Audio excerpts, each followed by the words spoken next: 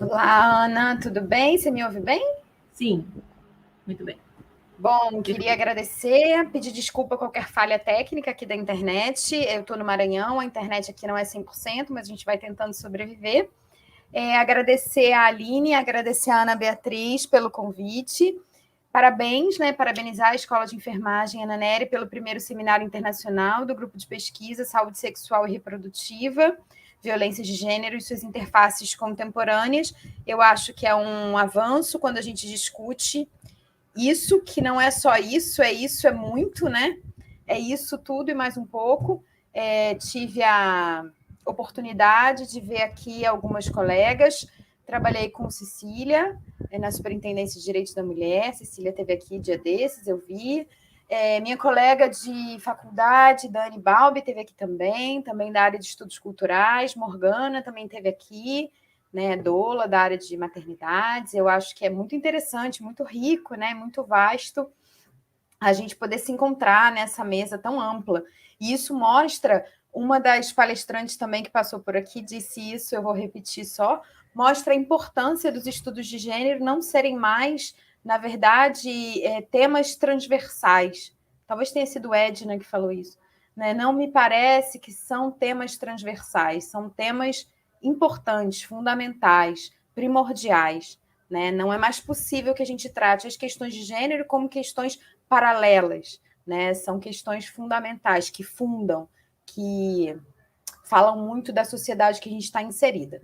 Eu vou mandar aqui para as minhas colegas aqui no chat o artigo que eu vou dividir com vocês agora, que é um artigo que eu publiquei na Z, que fala um pouco disso que a gente está debatendo nessa mesa, que o professor trouxe agora, né? Que são as questões sobre a contemporaneidade, como é que a gente vem enfrentando as violências de gênero na contemporaneidade. Então, se vocês quiserem saber mais, o artigo está na Zé Cultural, para quem tiver interesse, como aqui vai ser uma leitura, e aí, talvez a gente perca alguma coisa, e alguém tem interesse de discutir isso mais profundamente, pode acessar lá. Eu queria começar passando um vídeo que eu mandei para o pessoal aqui do evento. Vocês têm aí o vídeo? A gente pode começar assistindo ele? É rapidinho, 2 minutos. The COVID-19 pandemic is causing untold human suffering and economic devastation around the world. I recently called for an immediate global ceasefire to focus on our shared struggle to overcome the pandemic. I appealed for an end to violence everywhere now. But violence is not confined to the battlefield. For many women and girls, the threat looms largest where they should be safest, in their own homes. And so I make a new appeal today for peace at home and in homes around the world. We know lockdowns and quarantines are essential to suppressing COVID-19, but they can trap women with abusive partners. Over the past weeks, as economic and social pressures and fear have grown, we have seen a horrifying global surge in domestic violence. In some countries, the number of women calling support services has doubled. Meanwhile, healthcare providers and police are overwhelmed and understaffed. Local support groups are paralyzed or short of funds. Some domestic violence shelters are closed, others are full. I urge all governments to make the prevention and redress of violence against women a key part of their national response plans for COVID-19. That means increasing investment in online services and civil society organizations, making sure judicial systems continue to prosecute abusers, setting up emergency warning systems in pharmacies and groceries, declaring shelters as essential services, and creating safe ways for women to seek support without alerting their abusers. Women's rights and freedoms are essential to strong, resilient societies. Together we can and must prevent violence everywhere, from war zones to people's homes, as we work to beat COVID-19.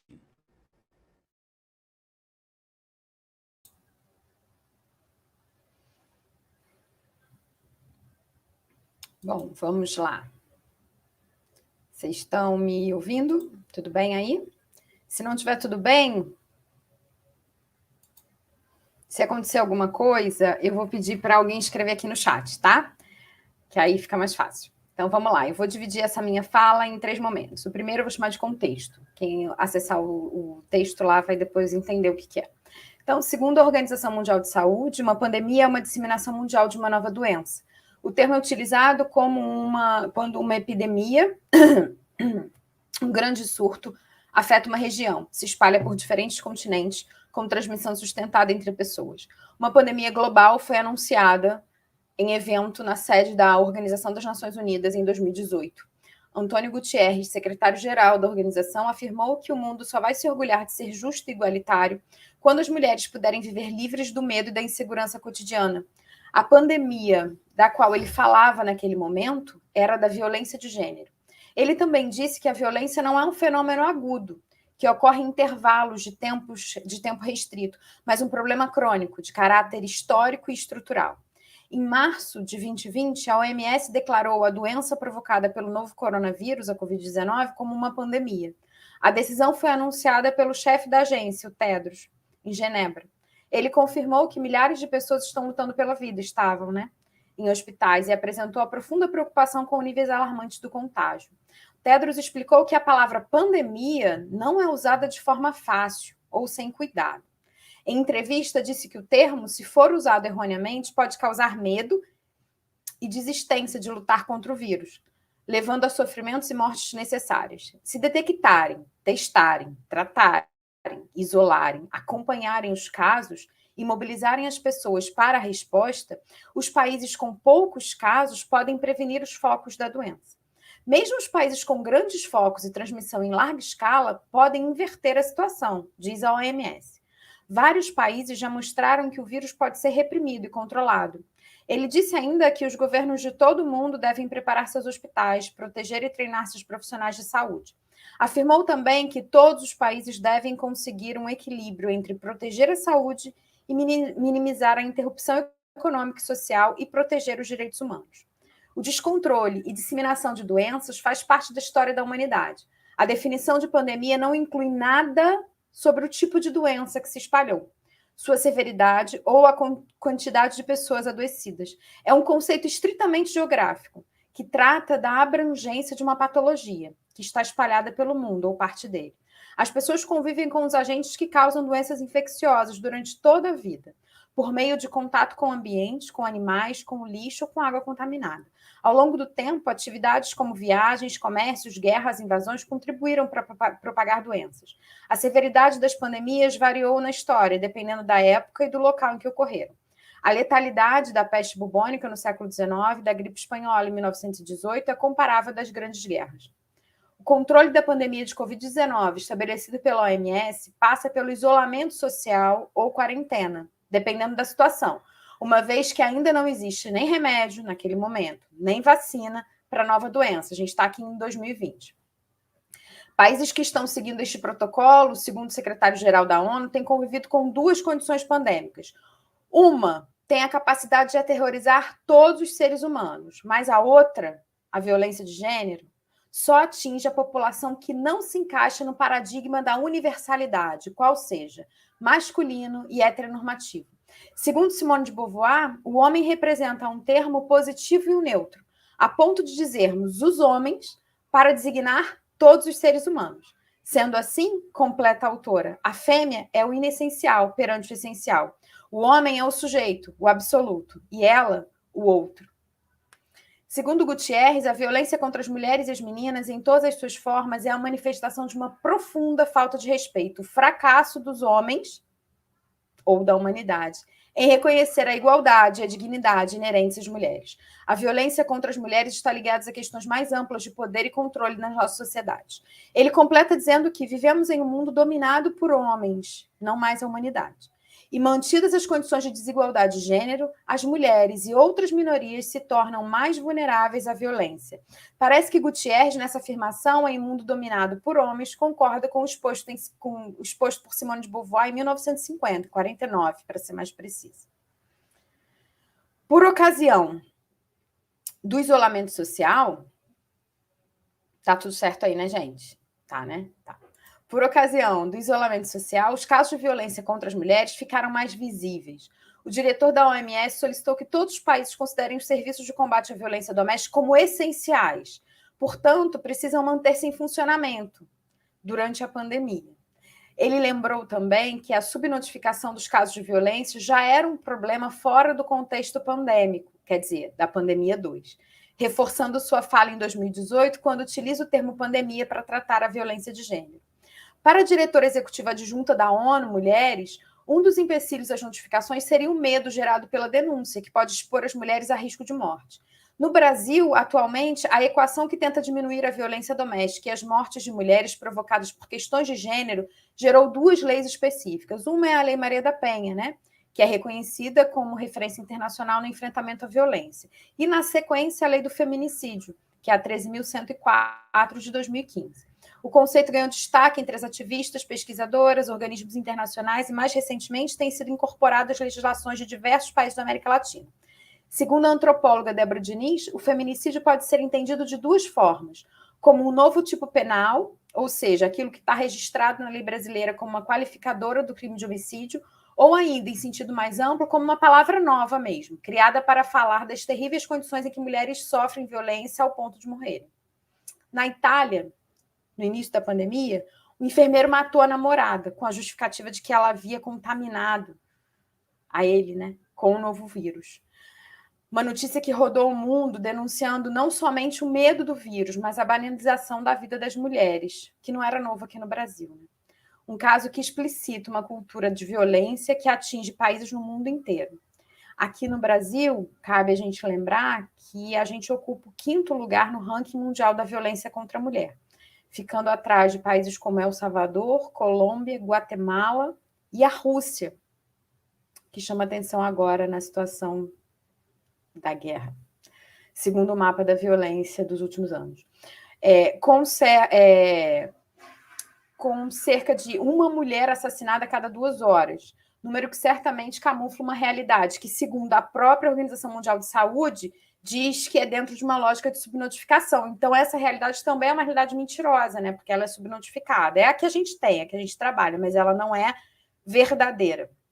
Segundo o chefe da OMS, baseado naquela forma como ele trata a pandemia, se detectarem, acompanharem os casos, mobilizarem as pessoas para as respostas, os países poderiam prevenir e até reverter a situação pandêmica, mas ele estava falando da Covid, porque a violência de gênero, mesmo anunciada como uma pandemia global, nunca teve a atenção necessária a seu enfrentamento. A pergunta que poderíamos fazer seria: por qual motivo não foi tributada uma política mundial de saúde e segurança às mulheres vítimas de violência de gênero, uma vez que até o organismo internacional reconhece ali em 2018, antes da pandemia de Covid, essa violência como uma pandemia global.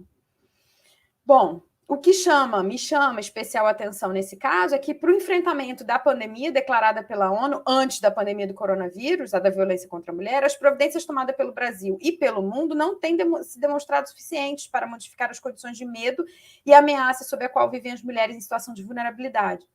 O que foi feito de mais avançado nesse sentido foram as criações das legislações de cunho punitivistas, sem o entendimento de que as desigualdades socioculturais e econômicas apoiadas amparadas no patriarcado, são alguns dos principais fatores causadores dessa violência pandêmica. Ou seja, a doença que a gente está falando, se a gente pensar no âmbito da violência contra a mulher, ela é causada pelo patriarcado e não pelo vírus. Então, talvez seja o caso a gente pensar que a sanção, a legislação punitivista não seja, de fato, o remédio necessário para o combate a essa pandemia, né? Isso fica mais claro quando o próprio presidente da OMS aponta casos subnotificados anteriores ao contexto atual. Ou seja, trabalhamos com números subnotificados no caso das 2 pandemias, uma vez que algumas vidas importam e outras nem tanto. Para a Judith Butler, por exemplo, as vidas que não importam seriam caracterizadas como vidas precárias, e a precariedade pode ser entendida como uma situação politicamente induzida, na qual determinadas populações sofrem as consequências do desmonte das redes de apoio socioeconômicas, e aí que entram as redes de saúde também. Não só as de saúde, mas as de saúde e a de justiça, se a gente imaginar, como disse a Dani aqui nesse seminário, se a gente imaginar que a educação, a saúde, ela ampliada e amplificada quando a gente pensa a saúde de forma integral, né? Pensando no âmbito da segurança pública e da formação no sentido da educação. Né? As populações ficam expostas à violência arbitrária do Estado, à violência urbana e doméstica ou a outras formas de violência contra as quais os instrumentos judiciais do Estado não proporcionam proteção e reparação suficiente. E, em último caso, são vidas expostas à morte. Bom, acabado o texto, eu vou para o meu pré-texto, tá? E aí, para ser muito rápida, eu vou dizer que o segundo relatório da ONU Mulheres, 17,8% das mulheres do planeta, ou seja, cerca de 1 em cada 5, relataram violências físicas ou sexuais por parte dos seus companheiros nos meses relativos ao ano de 2020 e 2021. Se a gente pegar ali um ano, vamos recortar março de 2020 a março de 2021, tá? É possível extrairmos dessa constatação que o mundo não é um lugar seguro para mulheres. Eu não estou falando nenhuma novidade aqui. Falando das condições brasileiras, sua construção social e suas tentativas de proteção às mulheres, faz necessário darmos 2 passos atrás na tentativa de explicar como chegamos às legislações vigentes. E aí eu vou abrir um parênteses e dizer para vocês. A Safiotti vai explicar para a gente como o patriarcado ajuda a pensar ou a dimensionar a sociedade brasileira para que a gente precise das legislações que a gente tem hoje para garantir algum tipo de respaldo ou de garantia para a vida das mulheres. E aí eu não vou falar disso agora, eu vou cortar esse trecho por conta do tempo que a gente tem. Quem quiser saber mais sobre isso, vai lá no artigo. E daí, cortando isso, eu estou cortando acerca da Lei Maria da Penha e da Lei do Feminicídio, tá? E aí eu vou para uma outra questão que cala fundo a gente, né? Que seria, na verdade, um comparativo entre um remédio que a gente tem para a pandemia e um remédio que a gente tem para a violência. Se para a pandemia do Covid o remédio seria a quarentena, o fique em casa, para a violência doméstica, o nosso remédio maior dentro dessa legislação que eu mencionei, que seria a Maria da Penha, seriam as medidas protetivas de urgência. Então, a quarentena ou fica em casa estaria para a pandemia, como a medida protetiva estaria para a violência doméstica no âmbito da Lei Maria da Penha. E aí eu também vou dar um corre aqui nessa história, mais adiante, um está para outro como um está para outro, tá, gente? E aí eu vou pensar o seguinte, bom, a ONU e a OMS, quando anunciam as saídas para a nova pandemia, desconsideram uma série de situações vivenciadas por países como o Brasil, quando não incluem uma perspectiva de gênero nas políticas indicadas para o seu combate. O que nos faz pensar que, se 2 anos antes da pandemia de Covid, fazer parte do nosso dia a dia, a pandemia da violência de gênero já estava sendo apontada como um grave problema, inclusive no que diz respeito à saúde pública, e nenhuma ação global eficaz foi realizada para combater e enfrentar essa violência, o que pretendem os discursos dos organismos internacionais quando sabem dos fatos e não dão conta de cobrar dos países em tela uma política mais eficaz na garantia dos direitos fundamentais? Na verdade, eu chamo a atenção aqui para a gente se perguntar o seguinte: olhando empiricamente para a nossa realidade, o que nos diz o tratamento diferenciado que a gente dá para a pandemia de Covid-19 e para a pandemia da violência contra a mulher, que é anunciada pelos mesmos órgãos? Por que uma requer um tratamento muito violento e a outra não? O que nos informa o tratamento muito agressivo no sentido de eficiente ou eficaz, a busca da eficácia no tratamento da pandemia de Covid? O que nos informa esse tratamento quando ele não acontece de igual maneira no que diz respeito à violência contra a mulher? O que é para gente? O que traz para a gente? Me parece que é a falta da perspectiva de gênero, né? É a gente não pensar que é tão importante para o mundo essa observação de que as mulheres estão morrendo. E estão morrendo porque são violentadas por um sistema que está amparado no patriarcado. Né? Vou entendendo que é mais ou menos isso que faz uma ser considerada uma pandemia problema que precisa de solução mundial, global, e a outra, mesmo sendo considerada uma pandemia problema, não ter num horizonte perto uma saída tão eficaz quanto, se a gente considerar eficazes as saídas que foram propostas para a pandemia. Eu estou aqui considerando que são eficazes as saídas propostas mundialmente para a pandemia de Covid-19, tais como a vacina, o fique em casa, entre outras tantas informações que a gente teve nos últimos 2 anos, né? E aí, por fim, eu vou finalizar pensando o seguinte, que nessa falação toda aqui que eu fiz, tentando resumir essa falação por conta adiantada da hora, eu acho que a gente vem enfrentando novos desafios com a convivência com esse vírus, né? Que hoje tem vacina, mas ainda não tem remédio, e, enfim, e outros vão aparecendo diante da forma que a gente trata o mundo, que a gente vem pensando nos humanos como donos desse mundo, né? E a realidade das mulheres em situação de violência e a modificação que ela vem sofrendo com a conduta diante desse tratamento do vírus mundial, né? O vírus que macula e machuca o mundo inteiro, ele traz um prejuízo repartido por uma parte da população. Gente, eu não quero dizer com isso que, por exemplo, a população mais pobre não sofra mais, tá? Ela sofre mais. É que a gente está fazendo um recorte aqui de gênero. E no recorte de gênero, eu vou dizer que as mulheres sofrem mais. E eu posso fazer um outro recorte aqui. As mulheres negras sofrem duplamente, porque elas não puderam ficar em casa. Então, se existem parte das mulheres brasileiras que puderam ficar em casa e sofreram com a violência doméstica, porque apanharam dentro do confinamento e não puderam gritar, as mulheres negras sofreram amplamente porque, além de apanharem dentro da casa, ainda tiveram que sair e cumprir a tabela de serem as babás presas. Por exemplo, não quero rememorar isso aqui agora, que talvez seja um momento delicado, porque a gente está falando do 8 de março, e é um momento onde as mulheres se unem, né, e fazem essa manobra da sororidade, mas onde a gente viu que a forma do trabalho, o trabalho doméstico na forma que ele existe ainda e vive e é vivenciado no Brasil, fez com que uma mãe trabalhadora tivesse seu filho morto porque estava passeando com o cachorro da sua empregadora.